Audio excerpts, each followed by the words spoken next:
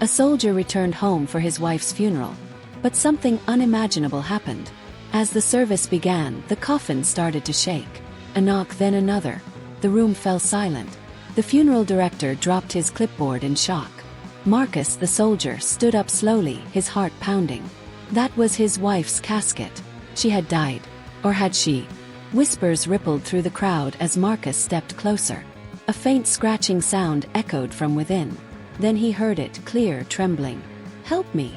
What they discovered inside changed everything and revealed a chilling truth the town wasn't ready to face.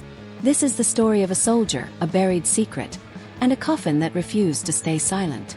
Marcus Hayes, a staff sergeant, had just returned to American soil after 3 grueling years in a war zone. He wasn't met with a warm embrace or a welcome home party, just a folded flag and a funeral invitation. His wife, Alana, had died suddenly. No cause, no explanation. Just a closed casket and hollow condolences from people who couldn't meet his gaze.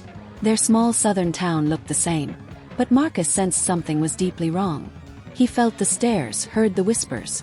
Alana had always faced challenges as a black woman married to a white soldier in a deeply conservative community. But she had never told him just how deep the hatred ran. When Marcus visited what used to be their home, he found it stripped bare. Her journals were gone. Her name, once spoken with pride, now lingered in hushed, suspicious tones. Something was wrong. That much was clear. As the funeral neared, the atmosphere grew dense with tension. The funeral home was crowded, not with mourners, but with people fueled by curiosity.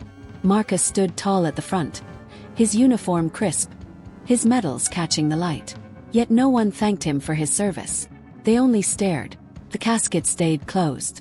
"That's how she wanted it," the director claimed, unable to meet Marcus's eyes. After the service, an elderly black woman approached him quietly. "She tried to warn you," she whispered, slipping a folded letter into his hand. It was from Atlanta, dated just a week before Alana's death. In it, she described receiving threats from local officials, her involvement in protests against racist school policies, and a growing fear of being followed. She was scared, and now she was gone. Marcus's hands shook as he read the letter over and over. Determined to find answers, he returned to their home. The door had been forced open, her files gone. Authorities ruled it a suicide, but she had no history of depression, no note, and no signs of struggle. When Marcus demanded answers, the sheriff gave him nothing but a cold shrug. "She should have stayed quiet," he muttered. The night before her burial, Marcus sat beside her coffin, alone in the quiet. Grief tore through him like shrapnel. Then he heard it. Soft tap. He froze. Another knock. Could it be real? His heart raced. He pressed his ear to the lid. Faint sound. Muffled. Live. He screamed for help. 2 workers rushed in but hesitated. "It's impossible," one whispered. "She's gone." But Marcus didn't stop.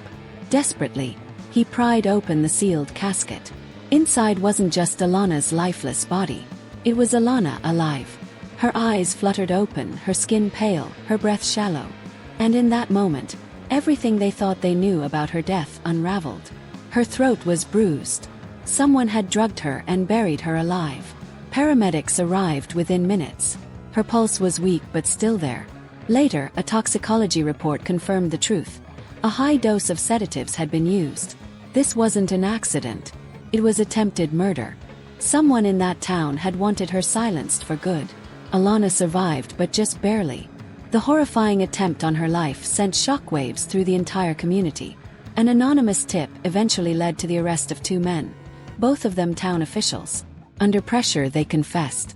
They had tried to silence her because she was exposing the deeply rooted racism within the local school board and challenging the status quo.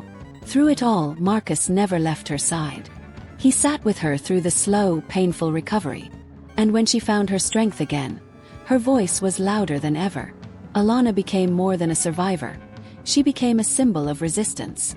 A woman who rose from the grave to tell the truth. But for every Alana who survives, how many are buried in silence, their stories never heard? This isn't just about one woman. It's about an entire system built to suppress truth, especially when spoken by those who refuse to stay silent. It took a soldier's return and the sound of a knock from a coffin to force the world to pay attention.